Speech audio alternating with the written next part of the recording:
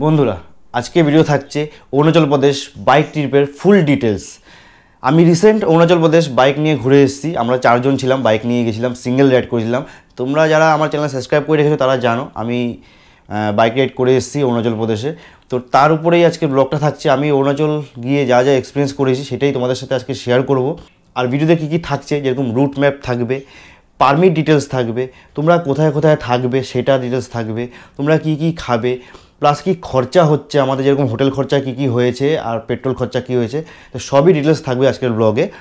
আর ভিডিওর শেষে আমি কিছু অ্যাডভাইস দিয়ে দেবো যেটা আমি এক্সপিরিয়েন্স করেছি অরুণাচল রাইড করার সময়, সেটাও আমি তোমাদের সাথে শেয়ার করে দেবো। তো আশা করবো এই ভিডিওটা তোমরা যদি পুরো দেখে নাও তাহলে তোমাদের অরুণাচল প্রদেশ রাইড করতে বা ঘুরতে গেলে কোনো কনফিউশন থাকবে না। তো বেশি দেরি না করে ভিডিওটা শুরু করছি। ফার্স্টেই চলে আসি রুট ম্যাপ।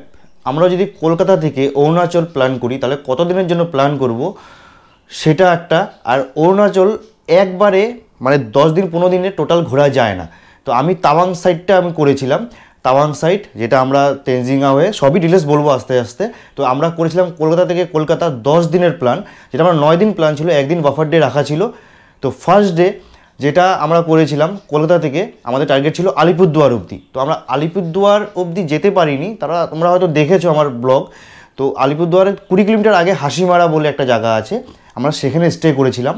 তো আমরা কম করে 22 ঘন্টা লেগেছিলো। 750 কিলোমিটার আমরা ফার্স্ট ডে রাইড করেছিলাম। তো আমরা নাইটে রাইড করেছি, নাইট ডে দুটো রাইড করেছিলাম। আমাদের 750 কিলোমিটার আমাদের 22 ঘন্টা লেগেছে। আমরা হাসিমারাতে স্টে করেছি ফার্স্ট ডে। এবার কলকাতা থেকে যেটা তোমরা যাবে, রুট অনেক আছে। কল্যাণী এক্সপ্রেস দিয়ে যাওয়া যায়, 34 নম্বর জাতীয় সড়ক দিয়ে যাওয়া যায়। আমরা গেছিলাম মগরা হয়ে নবদ্বীপ হয়ে আমরা কৃষ্ণনগর গিয়ে উঠেছিলাম। ওখান থেকে কৃষ্ণনগর থেকে একদম সোজা রাস্তা, যেটা ডালখোলা হয়ে শিলিগুড়ি ইসলামপুর বাইপাস ধরে আমরা সোজা এসেছি আমরা জলপাইগুড়ি হয়ে, ওখান থেকে হাসিমারা। তো আমরা সেই রুটটা নিয়েছি। সেটা অনেকে অনেক রকম রুট নেয়, সেটা দেখে নেবে। সেকেন্ড ডে, এবার ফার্স্ট ডে যেটা হয়ে গেল, আর খরচাপাতির ব্যাপার আমি পরে বলছি সব কিছু। এবার সেকেন্ড ডে হলো, সেকেন্ড ডে আমরা মর্নিং হাসিমারা থেকে বেরিয়েছি 5টার সময়। 4টার সময় উঠে আমরা রেডি হয়ে 5টার সময় বেরিয়েছি। সেকেন্ড ডে আমরা 470 কিলোমিটার গাড়ি চালিয়েছিলাম, যেটা হলো হাসিমারা থেকে তেনজিংগাঁও বলে একটা জায়গা আছে। তো সেখানে আমরা এন্টার করেছিলাম অরুণাচল প্রদেশ ভৈরবকুণ্ড দিয়ে। অরুণাচল প্রদেশ এন্টার করতে গেলে এটা জেনে রাখবে, দুটো অপশান আছে। ফার্স্ট একটা আছে ভাল্লুকপং, যেটা তেজপুর হয়ে মানে আসাম তেজপুর হয়ে যাবে। আরেকটা আছে উদলগিরি হয়ে যাওয়া যায়, যেটা হলো ভৈরবকুণ্ড। আর ভৈরবকুণ্ডের একটা বিশেষ একটা কথা, যেটা আমি একদম ভিডিও শেষে বলবো, এটা মানে খুবই একটা দরকারি কথা। তোমরা ওখানে দিয়ে ওই রাস্তা যদি যাও, এটা তোমাদের মানে খুব জানা দরকার। তো সেটার কথা পরে আসছি আমি। তো আমরা যেটা করেছিলাম তেনজিংগাঁও দিয়ে আসাম ঢুকে আমরা মঙ্গলদৈ হয়ে রওতা হয়ে উদলগিরি দিয়েও, মানে রওতা হয়ে উদলগিরি হয়ে আমরা তেনজিংগাঁও মানে ভৈরবকুণ্ড এন্টার করেছি। ভৈরবকুণ্ড গিয়ে ওখানে আইএলপি বানাতে হয় ফার্স্ট। তো আইএলপি ডিটেলস আমি পরে বলে দিচ্ছি ভিডিও শেষে, যে কীরকম কী খরচা হয়েছে না হয়েছে। তো ফার্স্ট আমরা ওখানে আইএলপি বানিয়েছি। আইএলপি বানিয়ে আমরা ওখান থেকে তেনজিংগাঁওর উদ্দেশ্যে বেরিয়েছি। ভৈরবকুণ্ড থেকে তেনজিংগাঁও 65 কিলোমিটার। তো ওখান থেকে আমাদের সন্ধ্যা হয়ে গেছিলো, সন্ধ্যা 6:30 7টা বেজে গেছিলো 470 কিলোমিটার কভার করতে হাসিমারা থেকে তেনজিংগাঁও। তো ওটা সেকেন্ড ডে। তো তেনজিংগাঁওতে আমরা কিছু এক্সপ্লোর করার সময় পাইনি, তেনজিংগাঁওতে সেরকম কিছু নেইও। আমরা ওখানে অ্যাকচুয়ালি স্টে করার জন্যই গিয়েছিলাম। তো ভালুকপংয়েও যারা যায় তারাও মানে সেরকম মতো একদিন স্টে করতে হবে, তাহলেই তোমরা এক্সপ্লোর করতে পারবে। তাছাড়া এক্সপ্লোর করা যাবে না কিছু, কারণ কি আমরা যেতে যেতে সন্ধ্যা হয়ে গেছে। নেক্সট ডে আমরা মর্নিংয়ে বেরোতে হবে। তো ওটা সেকেন্ড ডে আমাদের শেষ, আমরা তেনজিংগাঁওতে স্টে করলাম। তো এইবার চলে আসছি থার্ড ডে, আমাদের 3 নম্বর দিন। আমরা তেনজিংগাঁও থেকে গেছি দিরাং। এবার দিরাং হলো একটা কথা, আমরা যদি তেনজিংগাঁও থেকে ডাইরেক্ট দিরাং যাই তাহলে সেটা 100 কিলোমিটার ম্যাপে দেখাবে। আর আমরা গিয়েছিলাম মান্ডলা টপ হয়ে। তো মান্ডলা টপ যেটা, ওটা 12,100 আবার 800 কিছু সামথিং হাইটে আছে মান্ডলা টপ। তো আমরা প্ল্যানিং রেখেছিলাম যে আমরা মান্ডলা টপ হয়ে দিরাং পৌঁছাবো। তো তার জন্য ওটা 140 কিলোমিটার হবে, মানে তেনজিংগাঁও থেকে দিরাং গেলে ভায়া মান্ডলা টপ হয়ে। তো আমার মান্ডলা টপ ফার্স্ট আমরা দুপুরবেলা মান্ডলা টপ গেলাম, মান্ডলা টপ এক্সপ্লোর করলাম। সব ব্লগে আছেই, আমার প্লেলিস্টে দেওয়া আছে, সব তোমরা দেখে নিতে পারো। তো সেখানে আমরা মান্ডলা টপ এক্সপ্লোর করে ওখান থেকে আমরা দিরাংয়ের উদ্দেশ্যে বেরিয়েছি। এবার দিরাং পৌঁছে আমাদের গেছিলাম অ্যাকচুয়ালি পুজোর সময়। তো পুজোর সময় এত ক্রাউড ছিল, তো রুম পাওয়া যাচ্ছিল না। আর দিরাংটা খুব জাম জায়গা আর কি, মানে হোটেল পুরো ভর্তি, রাস্তা অনেক ন্যারো, গাড়ি মানে সেরকম ভালো হোটেল থাকলে তোমরা গাড়ি পার্কিং অপশন পাবে, না হলে তোমার রাস্তায় রাখতে হবে গাড়ি, এরকম পরিস্থিতি দিরাঙে। আর আমরা যেহেতু পুজোর সময় গেছিলাম, প্রচুর ক্রাউড ছিল যেটা বলছি।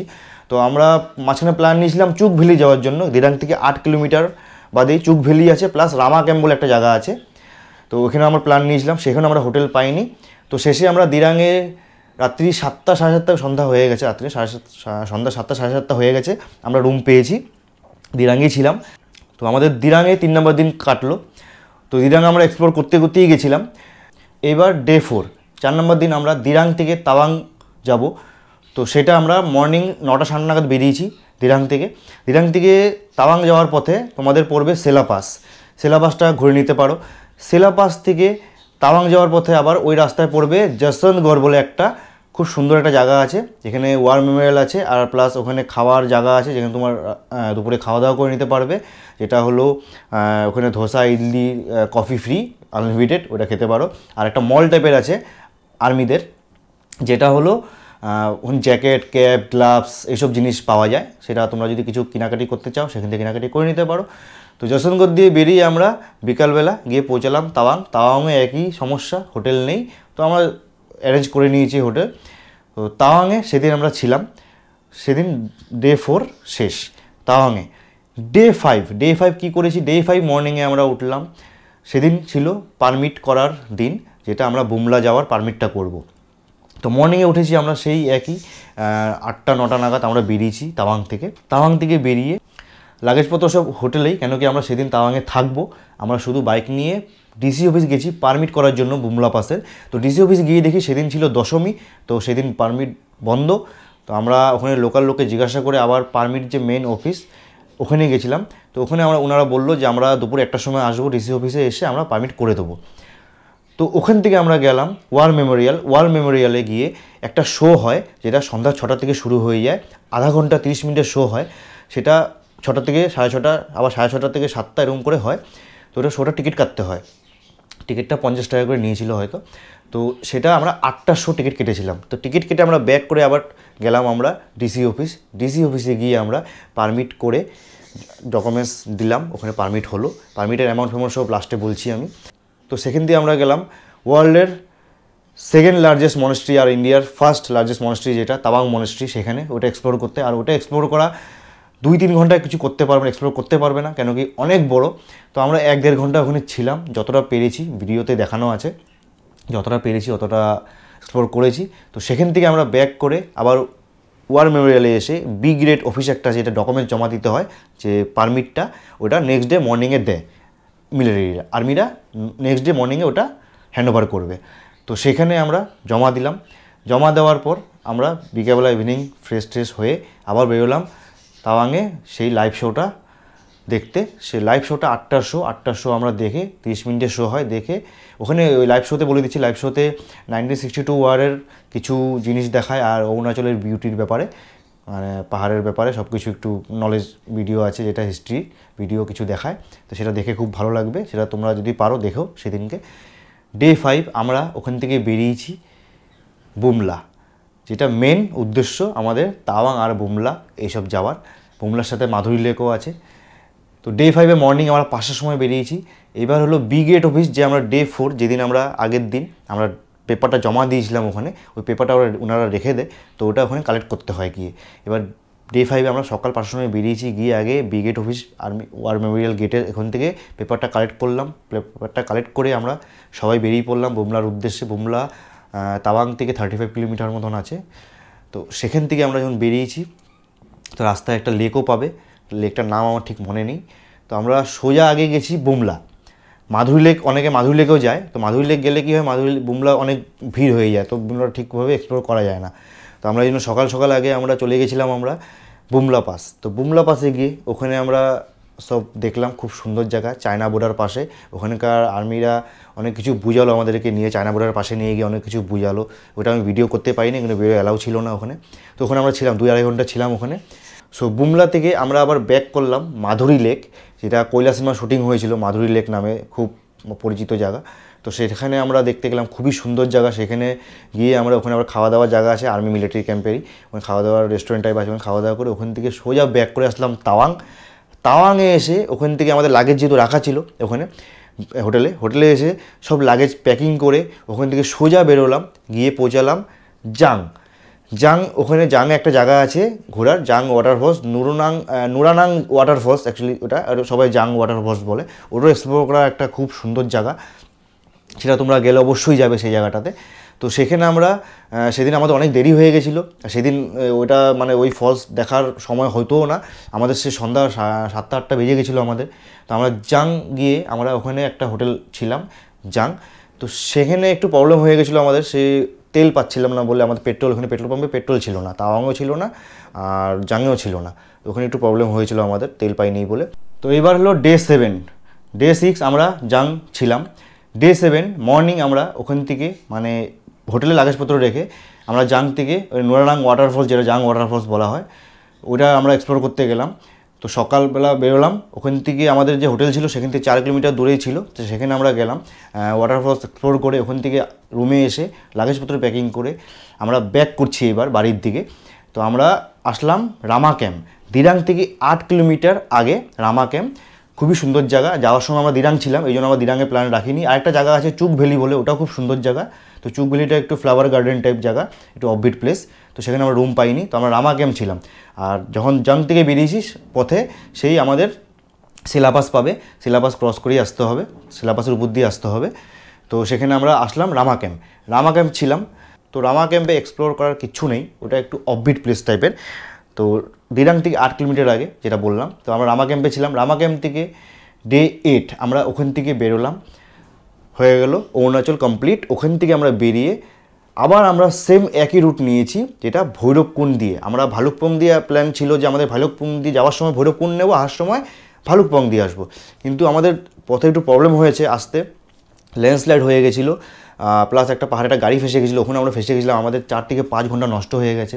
তো আমরা লাস্ট মোমেন্টে আমরা প্ল্যান চেঞ্জ করে আমরা কী করলাম, ভৈরবকুণ্ড দিয়ে আসার প্ল্যান নিয়েছি। তো সেখানে আমরা ডে 8 যেটা, সেখানে আমরা ভৈরবকুণ্ড দিয়ে আমরা আসলাম উদলগিরি, আসাম যেটা। উদলগিরিতে আমরা এসে ওখানে স্টে করলাম।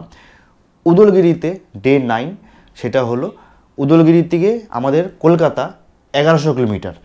তো আমরা প্ল্যান নিয়েছিলাম একবারে উদলগিরি থেকে কলকাতা আসবো, কিন্তু আমরা সেটা পারিনি, কেন কি মাঝখানে আমাদের 5 ঘন্টা যে ল্যান্ডস্লাইড হয়েছিল, আমরা ওই পাহাড়ের একটা জায়গায় ছিলাম, মানে সব আমাদের সাথে অনেক বাইকার ছিল আরও, সেটা ব্লগে আছে, তো সেটা দেখে নিতে পারো। তো সেখানে আমরা অনেক 5 ঘন্টা ফেসে গেছিলাম বলে আমাদের শরীর পুরো টায়ার্ড হয়ে গেছিলো। উদলগিরিতেই আমরা এসে রেস্ট করতে পারিনি সেরকম, কেন কি রাত্রেবেলা আমরা অনেক রাতে এসে উদলগিরি ঢুকেছিলাম। তো সেখানে আমরা খাওয়া দাওয়া সেরকমভাবে পাইনি কিছু, ওই বিস্কুট প্যাটিস খেয়েছিলাম। তো পরের দিন মর্নিং যখন আমরা উদলগিরিতে 10টার সময় বেরাই আমাদের কলকাতার উদ্দেশ্যে, তো আমরা শিলিগুড়ি অবধি পৌঁছেছিলাম রাত 2টো, মানে 10টার সময় বেরিয়ে শিলিগুড়ি পৌঁছেছিলাম রাত 2টো নাগাদ। তো সেখানে আর আমরা পারিনি, হোটেলে আমরা শিলিগুড়িতে আবার রুম নিয়ে আমরা ওখান থেকে শিলিগুড়ি দিয়ে কলকাতা ব্যাক করেছি। তো এই হলো অরুণাচল প্রদেশ পুরো 10 দিনের আমার প্ল্যান। সেটা 9 দিন ছিল, একদিন যেটা নষ্ট হয়েছে, জাঙের তেল ছিল না, সেখানে আমাদের লেট হয়েছে, প্লাস যেটা বললাম ল্যান্ডস্লাইড হয়েছিল, সেখানে আমাদের প্রবলেম হয়ে গেছে, 5 ঘন্টা লেট হয়ে গেছে, তার জন্য আমরা 9 দিন আলাম, 9 দিনে আমাদের কমপ্লিট হয়ে যায়। তো আমাদের 10 দিন পুরো লেগেছে। তো এইবার যে ভিডিওর প্রথমেই বলেছিলাম আমি, যে ভিডিও শেষে আমি কিছু কিছু কথা বলবো যেগুলো খুব দরকারি।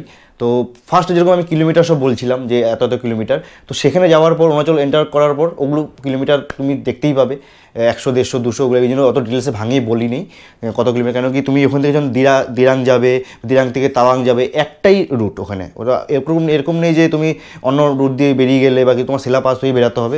দিরাং থেকে তাওয়াং যাওয়ার একটাই রুট, তো ওখানে মানে আলাদা কিছু বলার নেই, তার জন্য আর আমি অত ভাঙিয়ে বলিনি কিলোমিটার কত কিলোমিটার কী কিলোমিটার, সেটা তোমরা ম্যাপিং করে নেবে যখন বেরাবে। তো সেকেন্ড যেটা হচ্ছে আইএলপির কথাটা বলি, যে অরুণাচল এন্টার করতে গেলে আইএলপিটা হলো কেউ নিচ্ছে 250 টাকা, কেউ নিচ্ছে 500 টাকা, কেউ নিচ্ছে 300 টাকা, কেউ নিচ্ছে 100 টাকা এরকম।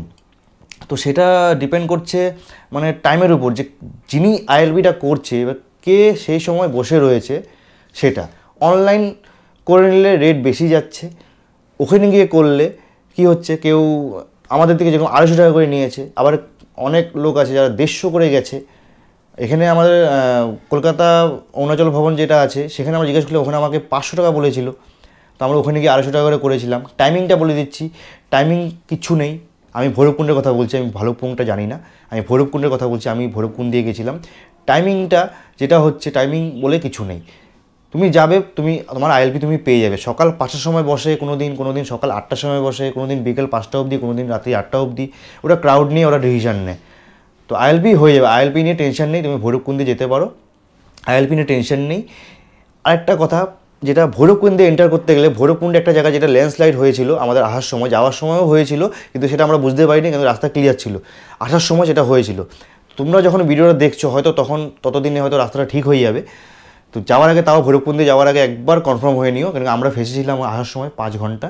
ওই রাস্তাটা বেশি না, 500 মিটার মতন একটা জায়গা আছে, ওখানে অনবরত ল্যান্ডস্লাইড হতে থাকে। তো ওখানে লোকাল লোকই বললো যে দিনে দুপুরবেলা 2 ঘন্টা, বিকালে 2 ঘন্টা খোলা থাকে রাস্তাটা, বাকি সময় রাস্তা বন্ধ থাকে, রাস্তা শুধু পরিষ্কার করতে হয়। তো এটা অনেক দিন দিয়ে 4-5 মাস ধরে এরকমই চলছে, ওদের রাস্তা ঠিক করছে না। তোমরা যখন যাবে, হয়তো তোমরা যখন ভিডিওটা দেখছো তখন হয়তো রাস্তাটা হয়ে যাবে, তোমরা সেটা খবর নিয়ে নিও। তারপর যেটা হলো, আমাদের হোটেল খরচা চলে আসি এবার। হোটেল খরচা যেটা হচ্ছে, আমরা 4 জন গেছিলাম, 4 জন আমরা একটা রুম শেয়ার করেছি। তো সেটা হচ্ছে, আমরা হাসিমারা যেরকম ছিলাম 1000 টাকা রুমে ছিলাম, পার হেড 250 করে পড়েছে। তেঞ্জিনগাঁওতে ছিলাম, আমাদের 1200 টাকা নিয়েছিল, পার হেড 300 টাকা করে পড়েছে। তেঞ্জিনগাঁও দিয়ে আমরা চলে গেলাম দিরাঙে আমাদের 1500 টাকা পড়েছিল 4 জনের। তারপরে আমরা তাওয়াং গেলাম, তাওয়াংয়ে আমাদের 2500 টাকা পড়েছিল, সেটা পুজোর সিজনের জন্য রেটটা বেশি, তার জন্যই। বাকি সময় ওই 2500 টাকা যে তাওয়াংয়ের রুমটা ছিল, সেটা 4 জন মিলে থাকলে খুব বেশি 1000 থেকে 1200 টাকাই যেত, ওটা পুজোর সময় গেছি বলে রেটটা বেশি। তো তাওয়াং থেকে আমরা যখন ব্যাক করে আমরা আসলাম জাংয়ে আমাদের রুম নিয়েছিল 1400 টাকা। জাং থেকে আমরা রামা ক্যাম্প ছিলাম, রামা ক্যাম্পে আমাদের রুম নিয়েছিল 1000 থেকে 1500 টাকায় রুম নিয়েছিল। তোমরা ধরে চলতে পারো 1000-1500 টাকা। এবার গ্রুপ যদি যাও, যে 2-3 জন মিলে যাও, তাহলে সেটা রুম শেয়ার হয়ে যাবে, তোমাদের ভাগে পড়বে 300 টাকা 400 টাকা খুব বেশি। আর নর্মাল তুমি 200-250 মধ্যে রুম পেয়ে যাবে ভাগে, যেটা তোমরা যদি সেতে যাও, গ্রুপে যদি যাও। তো রুমের ব্যাপারটা বলে দিলাম। তো এইবার চলে আসছি খাওয়া দাওয়ার হিসাবে, যে খাওয়া দাওয়া আমাদের কত টাকা খরচা হয়েছিল। আমি লিস্ট সব লিখে রেখেছি, মানে আমরা যখন অরুণাচল গেছিলাম তখন আমার লেখা ছিল পার ডে কিরকম কী খরচা ছিল, আমাদের সবারই 4 জনের লেখা ছিল পুরো। তো পার ডে, মানে ফার্স্ট ডে যেটা কলকাতা থেকে আমরা গেছিলাম হাসিমারা, 883 টাকা খরচা হয়েছিল খাওয়া দাওয়া হোটেল নিয়ে। সেকেন্ড ডে 1050 টাকা, 3 নম্বর দিন 1050 টাকা, 4 নম্বর দিন 1320 টাকা, 5 নম্বর দিন 1090 টাকা, 6 নম্বর দিন 1402 টাকা।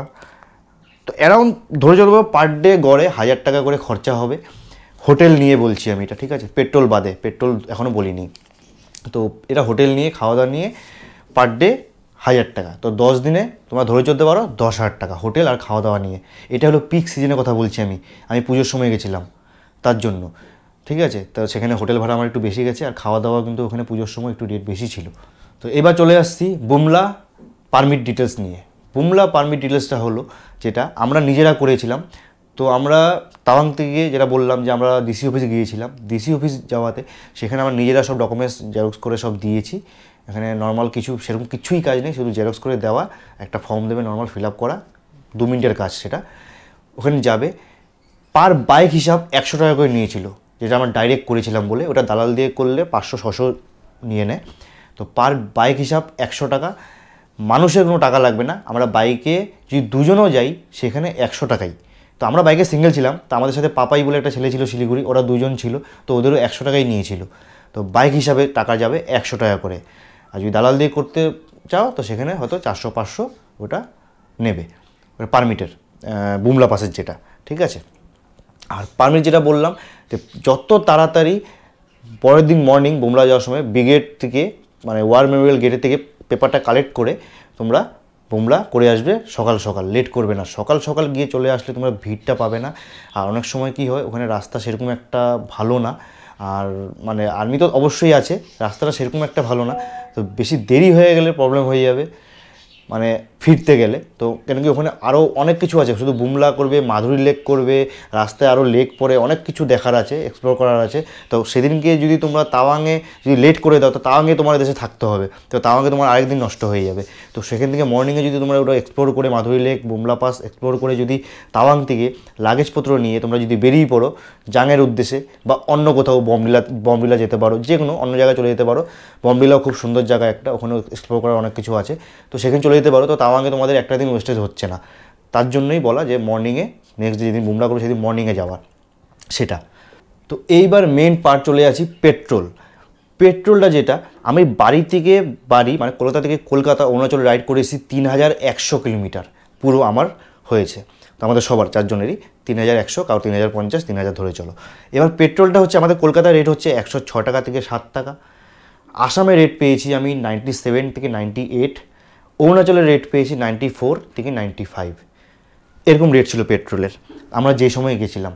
তো এখন 1 টাকা 2 টাকার রেট বেশি কম বেশি হতে পারে, সেটা দেখে নেবে। তো আমরা গড়ে যেটা আমরা হিসাব করেছি 100 টাকা পার লিটার আমাদের পড়েছে, 100 টাকা পার লিটার।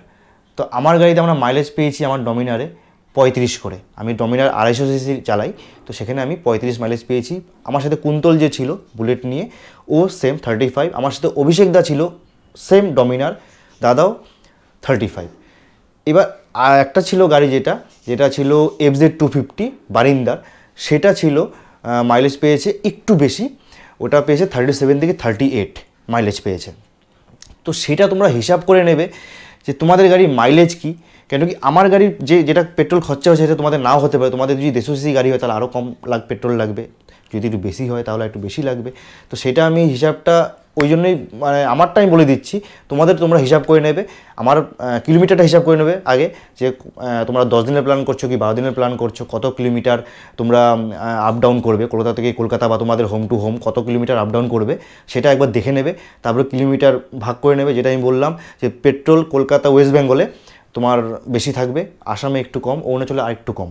তো সেরকম আমরা গড়ে 100 টাকা আমরা দেখে হিসাব যখন করেছি, আর যা পেট্রোল ভরেছি ওয়েস্ট বেঙ্গল, আসাম আর অরুণাচল টোটাল আমরা হিসাব করে 100 টাকা করে আমাদের লিটার পড়েছে, মানে গড়ে 100 টাকা করে লিটার পড়েছে। তো আমার গাড়িতে তেল লেগেছে 9000 টাকা, আমার কুন্তল বুলেট যেটা 350 ওটা, আর অভিষেক দা। তো আমাদের তিনজনেরই 9000 থেকে 9100-200 টাকা তেল লেগেছে আমাদের। তো তোমরা সেটা দেখে নেবে, তোমাদের গাড়ির মাইলেজ কী আছে সেটা তোমরা ভালো বুঝবে, সেটা আমি বলতে পারবো না, আমি আমার হিসাবটা বলে দিলাম। তো তেল খরচা হয়েছে আমাদের 9000 টাকা ধরে চলো। তো আমাদের পুরো টোটাল খরচা হয়েছিল পার হেড 20,000 থেকে 21,000 টাকা মতন। এবার আমরা যেহেতু এটা পুজোর সময় আমরা রাইডটা ছিল, তো সেটার জন্য একটু বেশি হয়েছে। সেটা তোমরা যদি অন্য সময় যাও সেটা একটু 2 থেকে 3,000 টাকা ডিফারেন্স হবে। আরেকটা কথা, যেটা আমরা সবাই সিঙ্গেল রাইড করেছিলাম, যদি প্লেন নিয়ে যাও তাহলে প্লেনে তোমার তেলটা ডিভাইডেড হয়ে যাচ্ছে, সেখানে তোমার আরও খরচা কম পড়বে, সেটাও একটা কথা আছে। কেন কি আমরা সব সিঙ্গেল রাইড করেছি, তার জন্য আমাদের ধরো 9,000 টাকা তেল লেগেছে। যদি প্লেন হতো তাহলে আমাদের সেটা হাফ তেলের টাকা প্লেন দিত 4.5, তো সেখানে আমাদের আরও খরচা কম হয়ে যেত, মানে আমাদের 15,000 টাকায় কমপ্লিট হয়ে যেত ঘোরা পুজোর সময় সিজনে ঘোরা কমপ্লিট হয়ে যেত। সেটা ডিপেন্ড করছে তোমরা সিঙ্গেল যাবে কি প্লেন নিয়ে যাবে। আর প্লেন নিয়ে যাওয়া যায়, কোনো সেরকম টাফ রাস্তা না, রাস্তা খুবই সুন্দর, অরুণাচলের রাস্তা খুবই সুন্দর। সিকিমের রাস্তা টাফ, এটা আমি বলতে পারি। সিকিম গেছি, সিকিমের অনেক ইনক্লাইন, অনেক মানে একটু টাফ, শুধু বুমলা যাওয়ার দিন হয়তো একটু তোমার অসুবিধা হতে পারে, আর তাছাড়া কিছু না। তাও রাস্তা কাজ হচ্ছে, ভালোই কাজ হয়ে গেছে রাস্তা, আমরা যখন গেছিলাম রাস্তা ভালো। তো সেটা তোমরা প্লেন নিয়ে গেলে যেতে পারো, তারও খরচা তোমাদের কম পড়বে। তো আমি যেসব জায়গা গেছিলাম 10 দিনে, যেসব জায়গা আমি নাম বললাম, তেনজিংগাও, দিরাং, তাওয়াং, ঠিক আছে, তো রামা ক্যাম্প, তো সেই সব জায়গা মোটামুটি বাজেট ফ্রেন্ডলি জায়গা।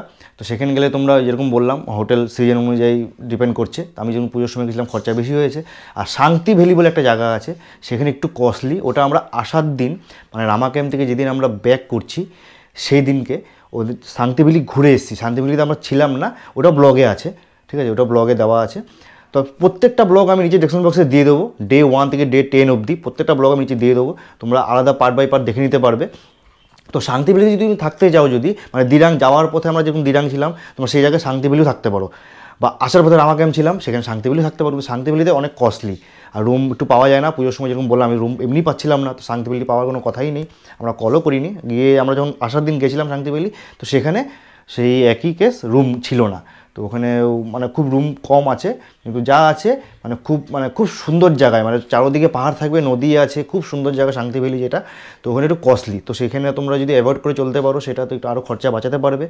আর গাড়ির পার্টস যেগুলো একটা কথা বলে দিচ্ছি, যেরকম আমরা টায়ার ইনফ্লেটার, লিক সারাই করা জিনিসপত্র, ক্লাচ কেবল সব নিয়ে গেছিলাম।